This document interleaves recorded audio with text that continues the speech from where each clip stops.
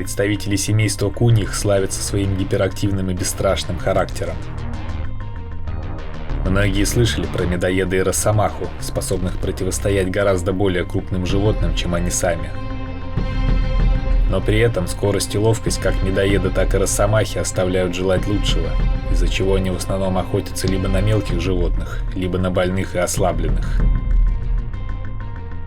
Героиня же сегодняшнего видео мало того, что по своей агрессивности и выносливости почти не уступает росомахе, но помимо этого обладает также невероятной ловкостью, скоростью и очень развитым социальным поведением, что в большинстве случаев делает ее гораздо более опасным охотником. Знакомьтесь, Харза.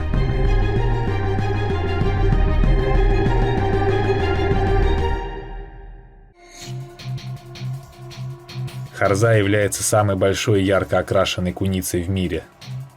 Длина ее тела без учета длинного хвоста может достигать 80 сантиметров, а масса 7 килограмм. Встретить харзу можно во многих странах Южной и Юго-Восточной Азии, а также в Китае, Корее и России. В качестве места обитания харза предпочитает леса с большим количеством высоких деревьев, но также может жить в зарослях кустарников и даже в горах. Активность харзы мало зависит от времени суток, но обычно она предпочитает охотиться днем. Несмотря на свои огромные для куницы размеры, харза является очень быстрым и ловким хищником. Она без проблем может бегать как по земле, так и по деревьям, совершая при этом прыжки длиной до 9 метров. Вода и глубокий снег также не являются серьезными преградами для харзы. Харза очень активна и вынослива. Она может преследовать свою добычу не только быстро, но и долго, за сутки легко преодолевая расстояние более 20 километров. А теперь добавим к описанию харзы еще одну особенность, кардинально отличающую ее от всех остальных куниц и многократно усиливающую ее опасность и эффективность при охоте. Харза – это единственная куница в мире, которая живет и охотится стаями. Как правило, в состав стаи входит не более 4 харз, но встречаются и значительно более крупные стаи, в которых может насчитываться более 8 животных. Рацион харзы очень разнообразен.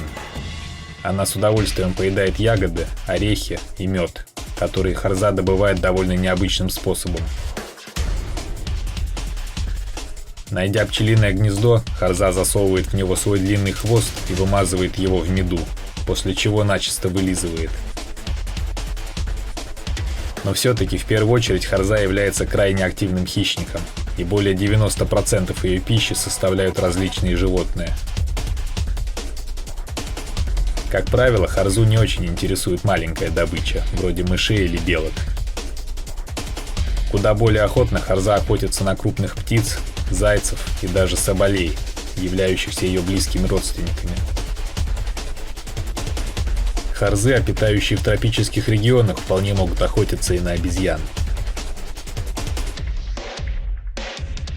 Но самой любимой добычей харзы являются копытные животные.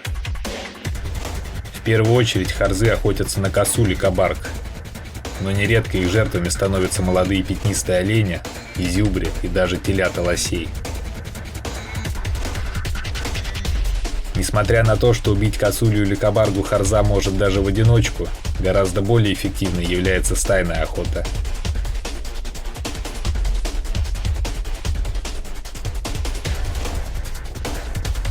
При такой охоте группа харз движется по лесу параллельно друг другу, на расстоянии около 20 метров между собой, регулярно общаясь при помощи тявкающих звуков.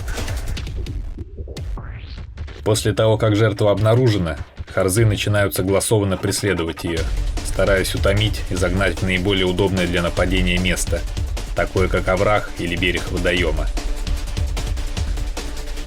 При охоте в зимний период толстый слой снега играет харзам на руку, ведь в такой ситуации они могут преследовать добычу, перепрыгивая с дерева на дерево, в то время как жертва вынуждена бежать по глубокому снегу, проваливаясь в него и быстро уставая.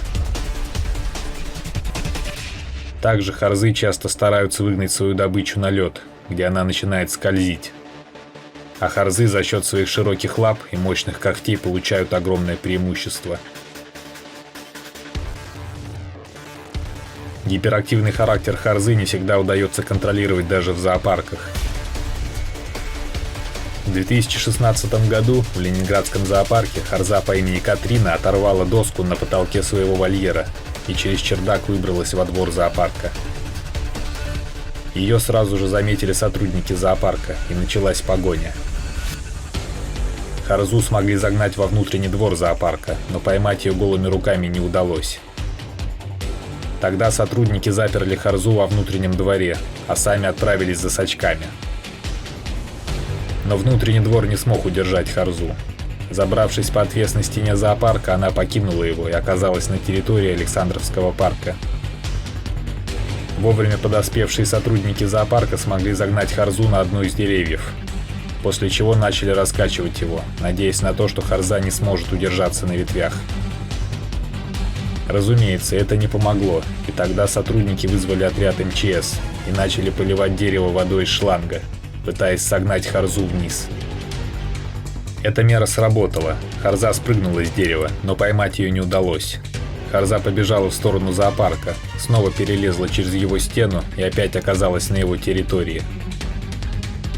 Через несколько часов харзу все-таки удалось загнать в угол и поймать, после чего она была возвращена в отремонтированный и укрепленный вольер.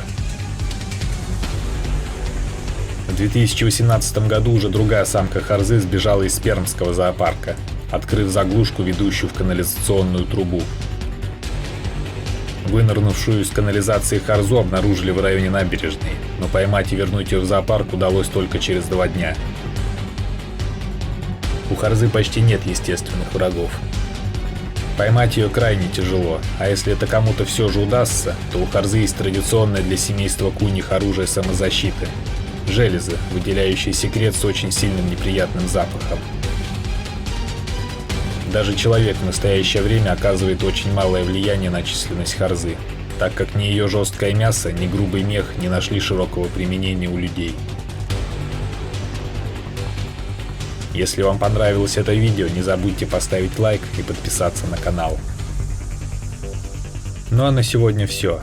Всем спасибо за внимание, всем пока.